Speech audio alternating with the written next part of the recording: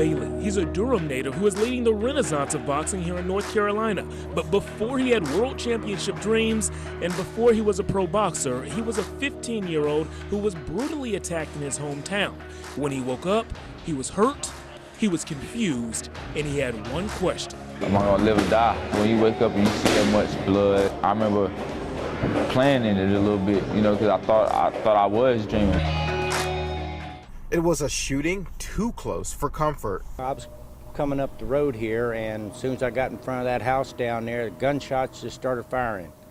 And about 6 of them started running up the street. I had 2 run across in front of me. I had to stop and hit my brakes to keep from running over one of them. Harold McMahon says with bullets flying, he got into his home as quickly as possible. I was worried about if I was going to get shot at.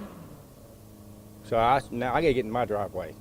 Neighbors waking up to the sound of smoke detectors this morning in Pineville after a fire starts inside an apartment at Ashford Place Apartments. It took 27 firefighters around 12 minutes to contain the fire. Luckily, there were no injuries. Some neighbors were asleep when around 8 they awoke to the sound of smoke detectors ringing. Those neighbors saying they panicked when they realized it was an actual fire, not a drill or a false alarm. We've had this problem before. I thought it was just some kids playing around, but when I came outside and looked and I saw that it was the apartment actually next to mine, you know, I kind of got a little scared because it's like, oh gosh, that's right next to me. I'm just glad that they have a system set up like that. Diaz was shot and killed at this very scene off Albermarle Road on Thursday.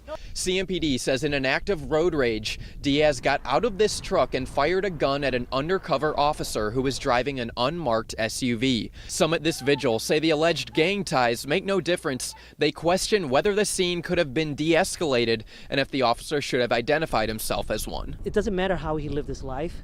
We're here about the occurrences from yesterday. We're here about what happened yesterday.